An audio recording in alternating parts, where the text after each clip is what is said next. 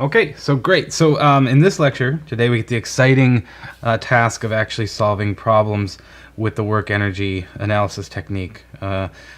True dynamics analysis here, where we're dealing with the kinetics of the problem, the forces that cause the motion, together with the kinematics, the actual motion itself. So we get to look at some pretty complicated things and show how, well, it appears complicated on the first go, but when we apply this work energy principle, you know, these even complicated systems are manageable. All right, so the procedure for all of these problems are going to be generally follow as possible. We'll always draw a free body diagram. We always do this for our kinetics problems, no matter how we're analyzing. So start with that.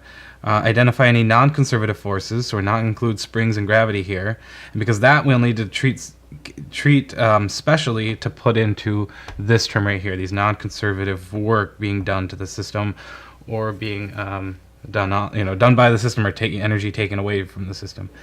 Then we'd write out the governing equation. It's pretty much always going to be this, right? Unless we need to combine it with one of our other techniques, right? We start with this, which is what we derived last time, right?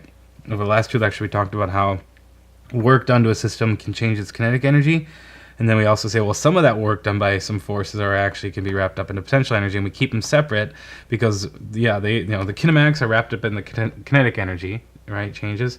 These are actually, kinetics, the potential energy, but some of them, the conservative ones are so well behaved that we can, just say, well, they're just, analyze the two state endpoints here, and we got those, right? The ones that are tricky is where you have to consider the process over which we got from 1 to 2 if there are any non-conservative forces, right? Eliminate terms known to be zero, expand any relationships, impose the kinematic relations as required. So if we do need to analyze kinematics carefully, we would do this here in step 5, and then solve for the unknowns, okay? So let's dig into the first one.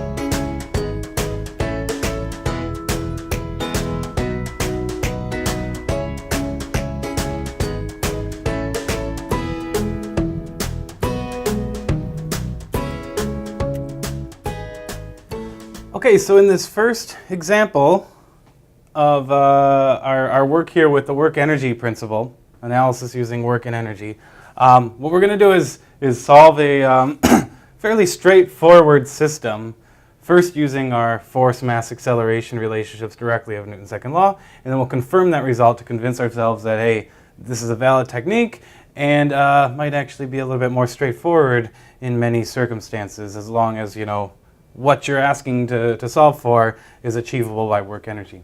Okay, so what we have is a 4 kilogram block, so it's specified mass, starting at rest, and then letting go at time 0 and letting it slide down the inclined plane with friction of 0.2. Okay, what we want to do is to determine what the velocity is after sliding 2 meters, so the velocity when we get to 2, and using these two. All right, so that's really what we want to get. And just the speed, I guess, would be sufficient. Maybe we'll say determine the speed, because we know the direction, and then we can take off the vector. Speed is just the magnitude of the velocity. It's just going to be perfectly down that inclined plane, which we'll use as our coordinate direction, right? Okay, so let's get into it. Start, as always, if we're doing a kinetics problem, with a free body diagram. Just realizing that's off. Okay. Free body diagram. Okay, so let's see. Let's put in here, nice and big. So what we're doing is basically any place in here, along the way. Good choice for coordinate direction is going to be x pointed along the slope. And so then that's 30 degrees. Let's, like I've said before, let's kind of exaggerate this. Okay, so there is x, and perpendicular to that is y. And I put little dots there in case a force is going to be perfectly along there. We can add that in. We can draw right on top of that dotted line.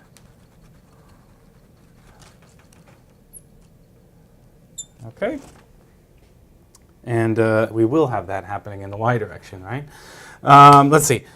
What are all the forces? Well, we have the weight probably is the easy one that jumps out. Okay, we've got mg. I'm going to put it on the other side, because I know we're going to have to go to components here for this one. Let's extend our coordinate directions backward as well. Okay, and even put in the horizontal. Maybe those will be like rigid here, because this is where we see that 30 degrees. This over here is also 30 degrees, and that means that, yeah, there is also 30 degrees. Okay, so we got force. So the reason, right, so the next force is the normal force perpendicular to the surface. The surface is the x-axis, and then up the slope, up parallel to the surface is always the direction of friction, against motion perfectly. So if motion is perfectly down the slope, friction has to be perfectly up it. Okay, so looking at that, with our chosen coordinate systems of x, y tilted like this, friction is all along. We don't need to worry about components, all along x. Normal force is all along y. We don't need to do components there. We do need to do components here for the weight. And let's, that little part there is going to be along x. This part here is going to be along y. There is our 30 degrees, right? And again, if we draw it relatively accurate, I don't know, I moved mg to not be in the way, and then all of a sudden it is in the way. So let's move it back over here. This is mg. And then based on trig, this one is going to be mg sine theta, and so sine 30. Can actually plug in 30 degrees. And this here is mg cosine 30 degrees, because it is adjacent to the angle, whereas the sine is the opposite, right? Okay. I think that's the full free body diagram. No other forces, right? No applied force, nothing else. So let's get into F equals ma directly in that relationship through our equation of motion. Okay. All right, so let's take the y direction first. Some forces in the y direction. Well, we got the normal and then minus mg cosine 30 degrees. Normal mg cosine 30 degrees. And that must equal mass times acceleration in our y direction, which is 0, right? The block just slides perfectly in x. There's never any motion or acceleration, therefore, in the y direction, which is against the surface. So this then allows us to solve for the normal force, which is mg cosine 30 degrees, or 4 kilograms, 9.81 meter per second squared. Cosine of 30 degrees is root 3 over 2, one of those that we've either have memorized or should have memorized, maybe memorized a while ago. And so we get about 34 newtons. Okay, that's the normal force. When we sum forces in the x direction, right, that's going to be minus the friction force. That's pointing up the slope in the negative coordinate direction. And then we get positive mg sine of 30 degrees. And we do get acceleration in the x direction, right, because that's the motion of the direction. Okay, so the first thing is, well, what's our friction? Well, friction is, and since we're moving, kinetic friction times the normal force. Okay, and then this allows us to solve for acceleration in the x direction. Acceleration in the x direction is going to be, let's see here.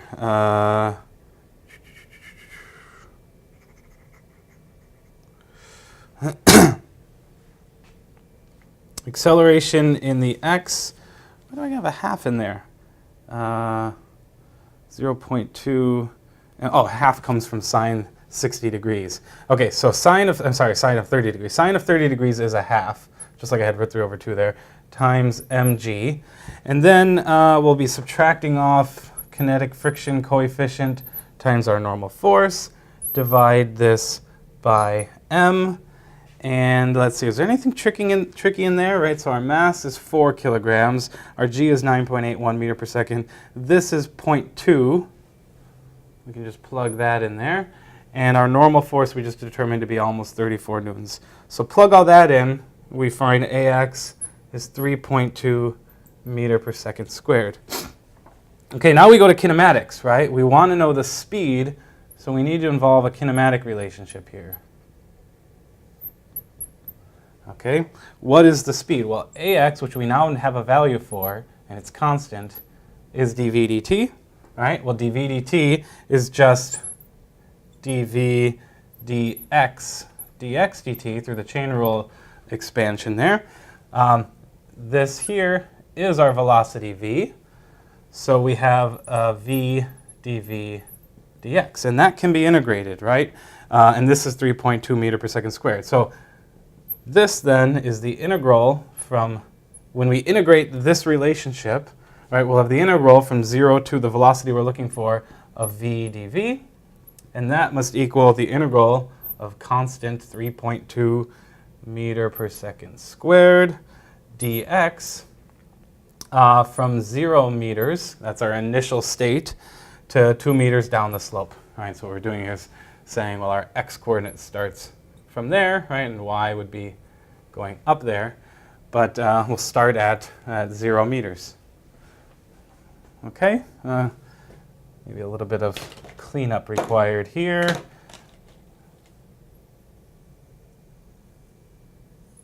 That m is from a previous equation. All right, so now you could just go to the constant acceleration relationship, right, which might be smart. We actually determined this already way back when, right? So this would be like the velocity squared is going to, velocity squared over 2. The difference in the velocity squareds over 2 in the two different positions is the constant acceleration times the distance here. But that's what we're kind of re-deriving here, or re-getting to that relationship. So now, let's see, this becomes v squared over 2 equals 3.2 meter per second squared times the 2 meters when we do the integral, and we find a speed, once we plug or do the calculation, a speed of 3.581 meter per second. So that's part A. Okay, check. Now let me actually put the result here, because what I'm going to do is erase everything. We're going to come back and do part B, actually the work energy part. We're expecting velocity to be 3.581 meter per second. Okay, I'll be back.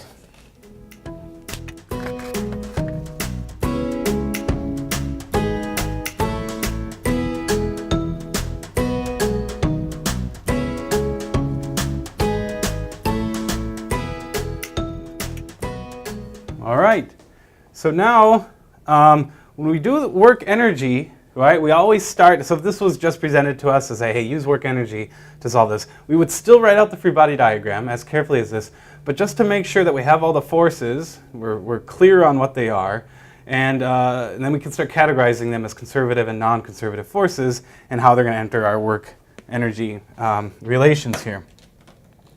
So let's do a work energy analysis of the system and see if we can get to the same result. Okay, now we're going to use x and y that way in the equations that follow. In fact, we could just, to be careful, we can just call these x prime and y prime if we want, right? Just some other coordinates so it's not confusing here, because we still have the free body diagram up there. But let's write out the, and then what work energy allows us to do is write out the relationships in terms of the kinetic energy, potential energy here at state 1, where the block is there, and then the kinetic energy, potential energy at a different state. And then if there's any non-conservative forces, right, along the way, we do need to consider them. Okay, and that'll be the process in which we get from state 1 to state 2. But we pull out these two energies as something special because it doesn't matter on the process. There's no integration of the motion required here. Kinetic energy 2 plus potential energy 2. Okay, let's see if we can cancel any of these out, right? Well, we start at rest, so our kinetic energy initial is 0. Initially at rest. And then let's come through here and say, let's pick a datum level, right? We'll pick a datum level, right? And this is this is the datum level for y prime. So actually, right, think about it this way. This is our y prime, x prime coordinate system. So this level right here is y prime equals 0. Right? This is our datum level. I don't really have any more space for it.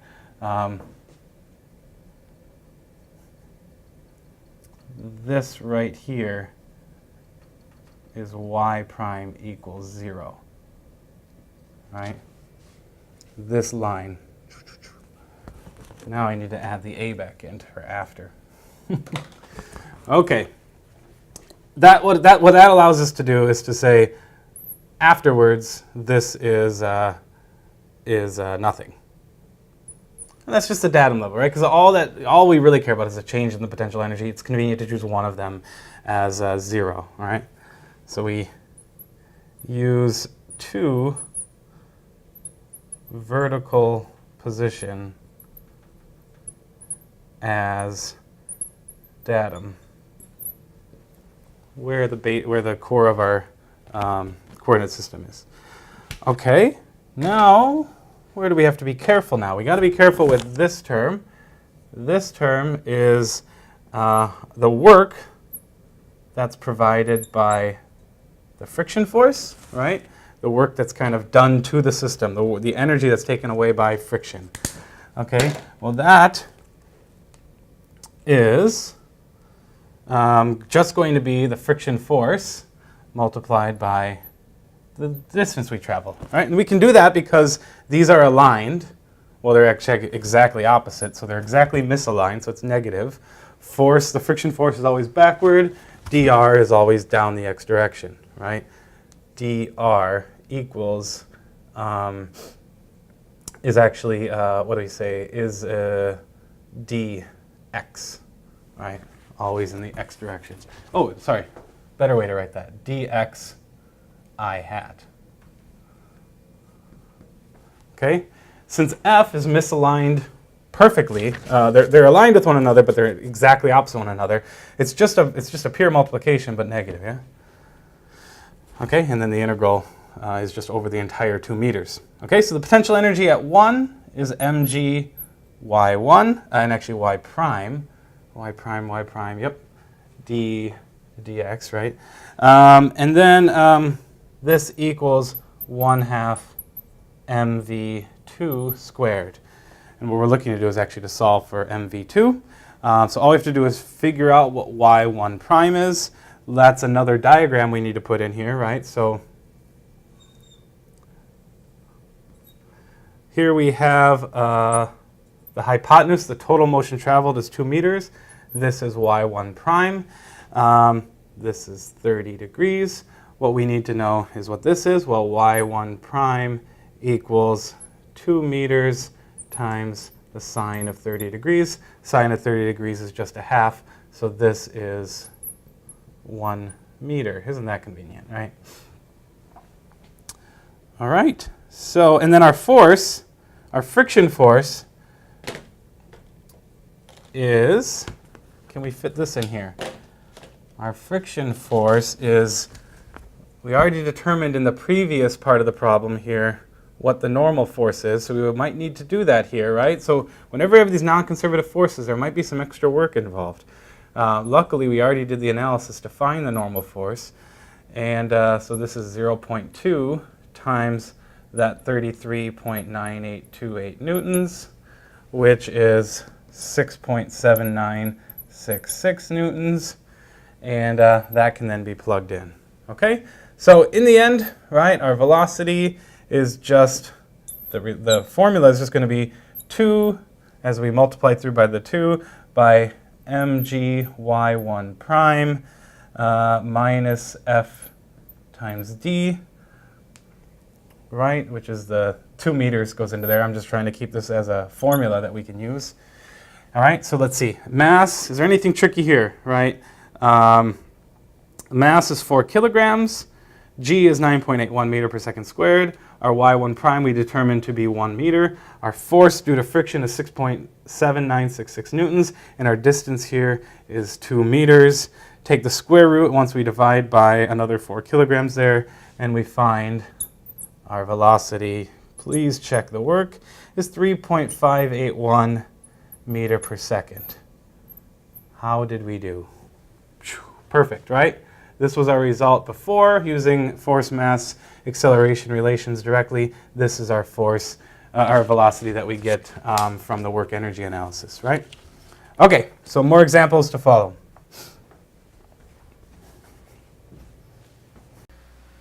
All right, so now in this second example here, we've got a quite complicated looking system, quite complicated looking geometrical setup to the system, I guess. But again, the work energy theorem is kind of like magic, because all we have to do is consider the two states, right? And the geometry is a little bit complicated, but completely manageable. All right, and once you actually start writing relationships down here, right? Okay, so what we have is a 20-pound object moving along a smooth rod that tells us that there's no friction here, moving from point A to point B. What we want to do is determine the speed of the slider at B, given that the speed of the slider at A is 30 feet per second. Okay, there is gravity involved, so we're kind of moving up against gravity here. The spring has, and then there's a spring that's moving, right? This is like time 1 and time 2, right? So later in time, there's motion here. The spring has a undeformed equilibrium length of 15 feet. Originally, it is stretched out 6 extra feet, right? And so this is not really to scale here, but that would be the undeformed state. And then the extra stretch to get it onto the rod is 6 feet.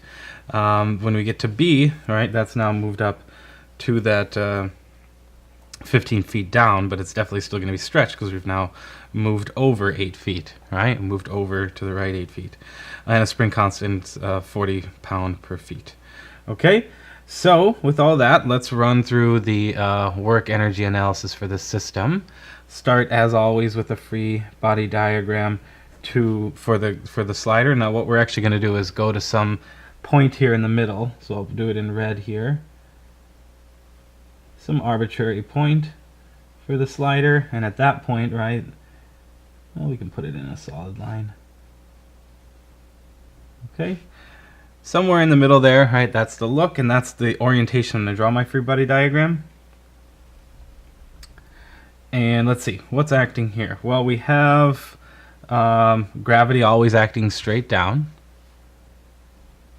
Okay, and let's just represent this as the, so at that point, I think about along here would be the tangential in the natural coordinates, and then perpendicular to that would be the normal direction towards the center there. Now there is now let's be careful here. There is definitely a normal force right in line with the normal direction, and you might want to put the spring force also along that line. It's going to be close here, but this is not necessarily a perfect circle, right? No one ever said that this is definitely a circle. In fact, we will find, I think, that this distance here is not 21 feet. In fact, I think we've shrunk down, right? If it's 15 down and 8 over, yeah, I think this is going to be much less than 21 here. So that means that we're getting tighter, and so if we're in this position here, I mean, it doesn't really much matter, but there's going to be a spring force here. All I'm saying is it's not perfectly aligned with E sub n here. So it's probably going to be, let me think, normal direction is probably a little bit tighter. So yeah, I think the spring force is going to be, if we're taking this to an extreme, is somewhere off in this direction. It just doesn't, in the end, we'll see that this doesn't much matter, because we actually aren't even going to use this, but we do need to put these in here, right? The reason for drawing a free body diagram is convince ourselves, is there any force involved? Well, we would maybe put friction in here, but this like doing the free body diagram reminds us to go check up here. Go smooth. Okay, so friction neglected. All right, no significant friction, and we don't have to put it in because that would play a role here. Okay. Okay, so let's go now to our governing equation of motion. Governing equation, which is, well, kinetic energy at state 1, which we call A in this problem, plus the potential energy at state A, plus any non-conservative work as we move from A to B, equals the kinetic energy at B plus the potential energy at B. Okay, now, right, there's no non-conservative work, right? This is a smooth rod, so no friction due to the normal force. Make just a note of it and move on, right? So put it down there, right? Why are you canceling it out, right? Well, that's because of the description in the problem statement that it's a smooth rod. Okay, all these other things, though, are non-zero, well, unless we choose a smart datum. But even, well, let's break these down, right? So let's take these one by one. Kinetic energy at A, that's going to be, we need lots of space here, so this is going to be 1/2 mVA squared. And note here that we have given to us that VA is 30 feet per second and the mass is 20 pounds. Okay, I'm not going to reproduce the mass as we go along here. Just know that that's going to, we have that information in the problem statement. So that's this term, kinetic energy is completely known. Okay, now potential energy at A, right, that'll go next. That one we have both a spring to consider and gravity, right? There's both a spring, it's in stretch right now, it's in elongation, right? So it's in a tension force pulling back. And we also have gravity. Okay, so with gravity, I don't think we actually are sufficient there yet. We need to pick a datum level. So this would be a smart choice, so that we actually we're at the 0 potential energy level when we're at A. So that'll be smart. So when we get up to here in B, this is at a Y value of 6. Okay, I think that's everything there. Okay, moving back. So our potential energies, we have a spring potential energy, 1/2 K SA squared, and we have a gravity potential energy, mGYA. Okay, we know the K value is 40 pound per feet, and we know our original stretch is 6 feet. So we know everything there. Okay, we also imposed on our analysis that we're at the datum level. So this one drops to 0, right? That's the one freebie we get, yeah? Okay, again, this is a choice because it's only relevant in that this will only make sense as a choice for a datum level because we have potential energy B over here to talk about a change of potential energy. Without the change there, it actually makes no relevant sense to talk about potential energy standing on its own. Okay, and then we already canceled out the non-conservative work. So then we'll have these terms reproduced on the other side. 1/2 mVB squared plus 1/2 KSB squared plus mGYB, where that term is the kinetic energy, and these two terms make up the two components of potential energy. Okay, now if we look at this term, right, we know the mass, we already have that written down, but the VB is what we're looking for. That's the velocity of the slider at B. Okay, so that's fine, right? That's unknown, it should be unknown, that's good. Hopefully we have enough information over here, right? Well, YB, we just wrote up there, is 6 feet. So up here, right, we just need to determine what SB is the only thing that's missing here. So we need a little bit more space for this one. If we go back to the diagram, actually, you can kind of see it. It's this triangle right here. We need to know how long this is and how much longer it is than the equilibrium length of 15, or shorter if it is, right? Where this is 8 as this leg of the triangle, and that's 15 as that leg of the triangle. So let's reproduce that triangle and find out what SB is here. So that triangle has a length here of 15, goes over 8. If we actually do draw it to scale, okay, that's the side that has the spring, and that's the hypotenuse of this triangle. So this side here is square root of 15 squared plus 8 squared, and that's actually a Pythagorean triple, so that's exactly 17 feet. And now SB, be careful, is 17 minus 15, so 2 feet. You have to subtract off that extra length. This is just the stretch. Okay? And that's it. So we have everything. I mean, we could say, hey, the problem's done. I'll actually work through this, right? But it's just, right? So something very complicated looking, right? Applying the work energy leads to, not such a complicated result, right? I mean, it's literally just solve for VB here, put everything else to the other side, and you're on your way. Let's see if we can wrap it up here. So VB squared is then going to be, now what I'm going to do here is something a little bit tricky. Well, let's put everything over here, and then we'll see something that just is going to make our lives easier. But 1/2 MVA squared plus 1/2 KSA squared. But then we'll take this term to the other side. So we have a minus SB squared, because that has the same 1/2 times K there. And then we have a term that is minus MGYB. Okay, so that's all the terms over their side, except now we are getting rid of the 1/2 and the mass. So this will be 2 over the mass. Okay, but this is the one thing I'm just going to do, right? We are told that we're in the US customer unit, so we're told it's a 20-pound object. That's actually the pound force. So it'd be convenient to have this show up as mg, and if we do that, then we have to have a g on the top, right? So no trick there, but it's a convenient choice because this is given as 20 and g is known to be 32.2. However you do that, right? And so, yeah, let's see. We can work through the numbers then here. So actually, we can even simplify this further. VB is going to be, look at this, right? So 2g over mg, and then multiply it by 1/2 m, right? Well, that's just VA squared when you take all of those in there, right? The 2's cancel, and the mass cancels, and the g's obviously cancel if we want it to. But for these other terms, right, this is going to be kg, that's not a kilogram, that's actually the k value times the g value, over mg, SA squared minus SB squared, minus 2g YB, and square root the whole thing.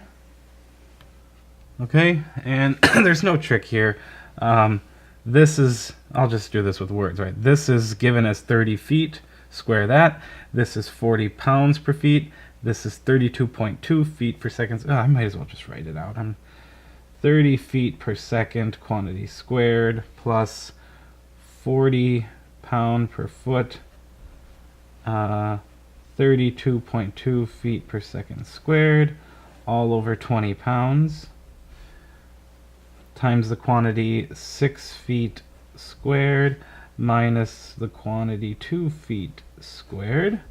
Subtract off of this 2 times g, which is 32.2 feet per pound squared, times 6 feet. Take the whole thing and square root it. That is what VB is. And the speed of the glider when we get to B, when you do that long calculation, is 50.7 feet per second. Great. So it sped up, right?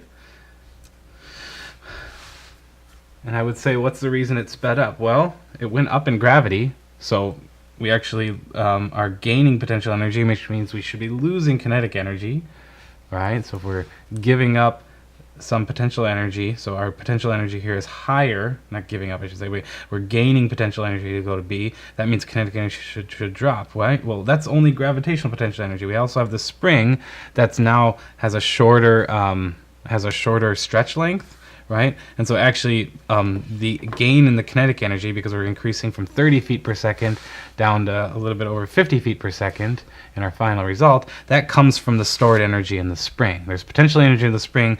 We've used some of that up to increase the speed, right? Okay.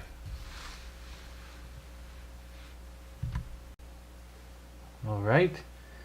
So in this last example here, we have a kind of a unique fun looking like little setup here. There's like a cable, well, maybe like a rigid bar here connecting the two supports, and then we have a slider connected by cable to a mass hanging down here. A is the slider, B is the block, or the mass here.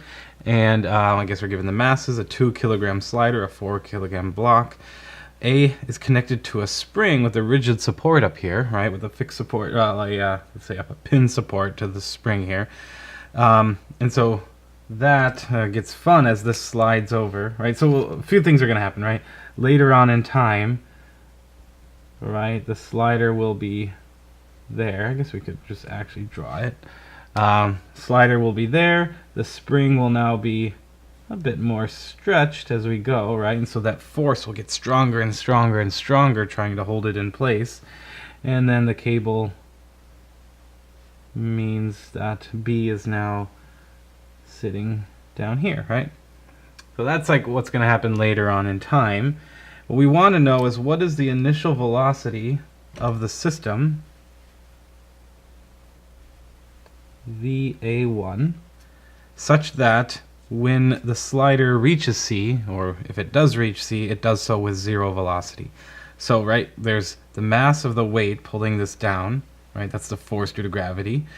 And there's some initial kinetic energy to the system, right? And then there's the spring that's going to be, we're going to be storing potential energy as that spring elongates and gets stretched out. All of these things are going to interplay, kind of complicated, but through our work energy principle, we should be able to, work through this, and it won't be too hard in the end, right? That's what work energy always does. It seems like it's too good to be true. It's so, feels so straightforward. Okay, we always start with the free body diagram, just to make sure we're considering all forces. In fact, we have 2 of them here, right? Because we got 2 objects at play. The slider A. Right, so if we go to this instant in time, right, where the slider's out here, then we have well, that one feels gravity, that feels the tension in the cable, that has a normal force, right, as it's sliding along this bar, and it has a force due to the spring. Oh, normal. Okay, and might as well put the coordinates in here, right? The x direction for A is that way, and the y direction is there. Okay, let's also put in B. It's free body diagram, right? So at any point here, this is just going to experience weight. Oh, and careful, these are different weights. So this is MB, this is MA. And that also has tension acting upward, and the coordinates here, xb, yb, which, right, those are just coordinates telling us where this is going to be, maybe, we have to be careful with this, right, yb and ya, xa and xb, in that if we choose, we can do this, the datum level for the 2 of them can be different. In fact, I think that's going to be a smart idea, right? So we should just make, since we don't know this distance here to where B originally starts, because it doesn't really matter, it's changed from its initial position, we'll set YA equal to 0 here as the datum level, and then YB equals 0 is this datum level, and as the mass falls, mass of B here falls down, it's going to lower elevation, so it's actually decreasing its potential energy, right? As gravity does work on the system, right? Gravity's doing work to pull down B, and therefore decreases its potential energy, or the potential energy of the system. Okay, so let's write now the governing equation out. Okay, and for our work energy systems, always write out the full term and then cancel what we can out. Kinetic energy 2 plus potential energy 2. And state 2 is going to be when A has reached C with 0 velocity. Right, so that's what we can impose on the system. Let's see, what can we cancel out here? So we're neglecting friction, and there's no other non-conservative forces. So actually, let's write this out, neglect friction, and then if there was any like non-conservative forces internal here, right, so that the interplay with the cable, it works out that those cancel. So any internal non-conservative forces cancel within a system. So those are things internal to the slider block system, yeah? Okay. Also, so this is 0. Also, our kinetic energy at the end should also be 0 because we're imposing no motion at the end. We want 0 velocity. At our state 2, when A has reached C, the problem statement says we want 0 velocity. So there's no kinetic energy at the end, right? So right here, right, any kinetic energy and any potential energy we have at the beginning should go into the potential energy at the end. Well, we're actually losing potential energy through the drop of any kinetic energy we have at the beginning plus the potential energy at the beginning goes purely into potential energy at the end. So the potential energy for B is actually decreasing, right? Where is all that potential energy in the final, right? If all the energy at the beginning goes into potential energy, it's all being stored in the spring as it gets elongated, right? And as that goes as the distance, as the long elongation squared, s squared. And so, you know, as this goes over to C, it's going to be elongated quite a lot. Okay. Okay, so let's see. Let's write out how the kinematics work, right? Let's just make a note about this to ourselves. It's going to help us before we go and write this all out. And that is that any change in position of A in its x position this way is going to be a change in the y position down here in the negative y direction, right? So this is just going to be a note to ourselves. Note on the kinematics, so the geometry of the motion.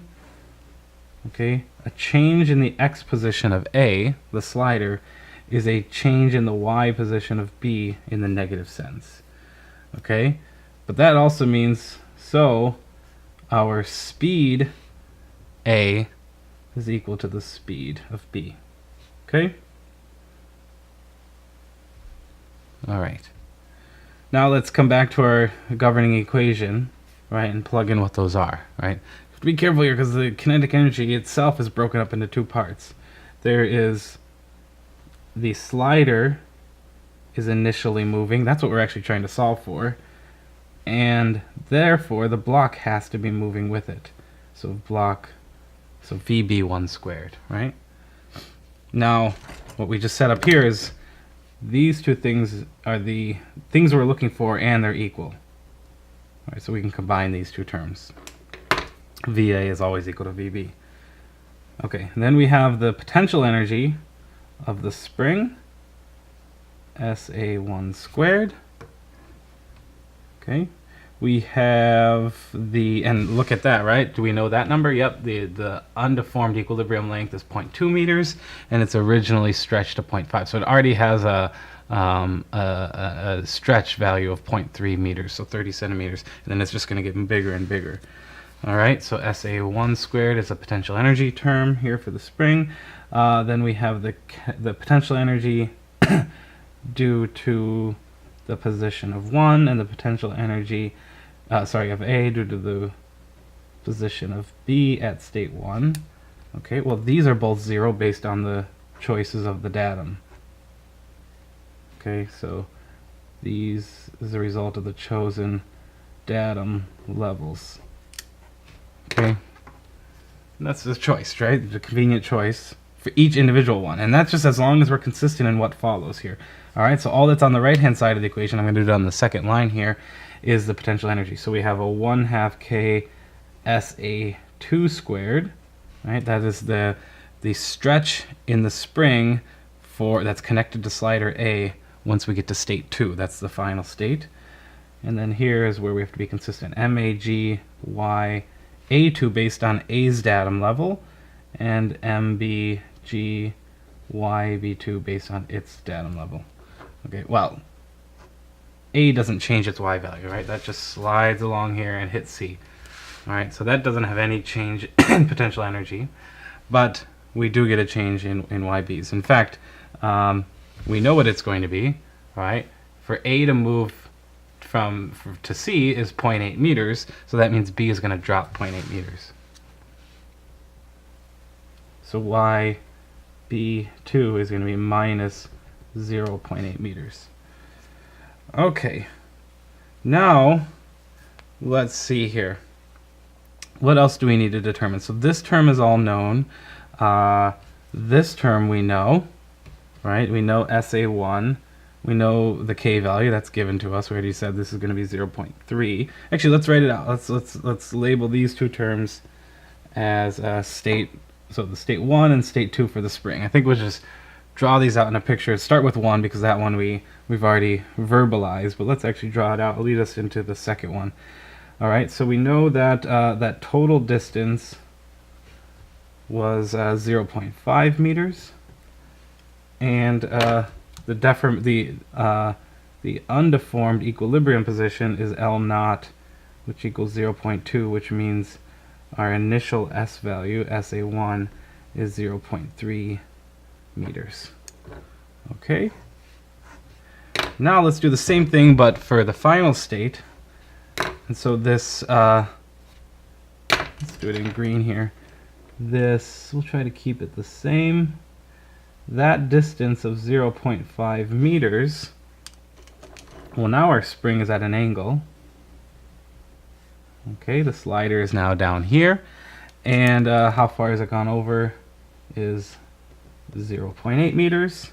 So the new length here is 0.5 squared plus 0.8 squared, which is, and then square root the whole thing, which is 0.9434 meters.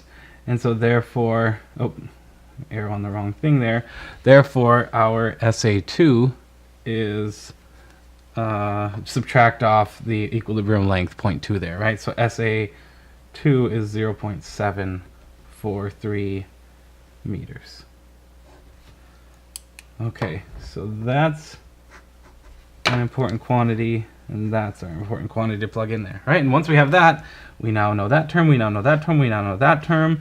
This term we can combine. Hey, look, all we have to do, right? You know, some special care into making sure we know all these values and canceling things out, but we have everything, right? We can just combine those as the same quantity and solve for it, right? And that's all that's left to do. So let's do that. We have 1/2, combine these two terms, MA plus MB, just the total mass of the system, slider plus block, VA1 squared equals 1/2 K SA2 squared minus SA1 squared plus MBG YB2. Careful with the plus, right? This is going to show up as a negative here once we plug in y as a negative quantity. Okay, now VA1, once we actually solve for it, is going to be this whole term, although the 1/2 we can throw in there and cancel it out. So let's say this is K, change in the stretch length squared between the two states, plus, now this is really a measure of the change in the potential energy due to gravity, right? It's just we don't have, you know, this is a change in the S squared, right? So it really shows up as a change in potential energy due to spring. This is really a change too. We just conveniently chose the initial state to be the datum level, right? But it really is a change in the potential energy divided by the sum of the masses, and that came from this left-hand side. We also, I should say this 2 showed up because we divided through by 1/2 or multiplied through by 2, right, to get rid of the 1/2, and then we divided by MA plus M2, F plus MB, square root the whole thing to solve for VA1, and then just plug in everything in. So since there is some tricky negative with the YB2, I will go the whole distance here and show how we plug everything in, only because this is a video. This is something that we'd never have time for in a classroom setting. 400 Newton per meter. This is going to be 0.743 meters squared minus 0.3 meters squared. Okay, plus 2 times 4 kilograms times 9.81 meter per second squared. And then here is where we need to be careful and put a negative 0.8 meter. Somehow I'm fitting this in. Okay. Negative 0.8 meter. That was kind of the important thing. So that this is actually subtracting it off. So right, so you can really see here, it's the spring in the final state that is positive in here. Subtracting off that's the potential energy in the spring at the final state minus the initial spring potential energy. We need to finish off the bracket there. And then this is actually subtracting off the change in the potential energy, because it's actually a negative change in the potential energy, divided by 2 kilograms plus 4 kilograms. Okay. So there, it's just a calculation. Maybe you want to check the units there, make sure the units is you get meter per second. Okay, but we just get VA1 to be 4.5143 meter per second. Okay. And that's it. Again, I like to not only just do the calculation, but as we go along and get to our final answer and the process we got there, right? It's really, really telling that, you know, hidden in here, the initial speed, right, is determined from that you know, something. Well, I guess let's say that initial kinetic energy, you know, to get the system to that final state of no movement, right? It means that there is this conversion of all of the energy at the start going into pure potential energy. That means that there's a lot of energy being stored in that spring, because the gravitational potential energy is actually going in the opposite direction. All right, moving on to the next unit after this, which is impulse and momentum. See you then. Well, I won't see you then. You'll hear me then.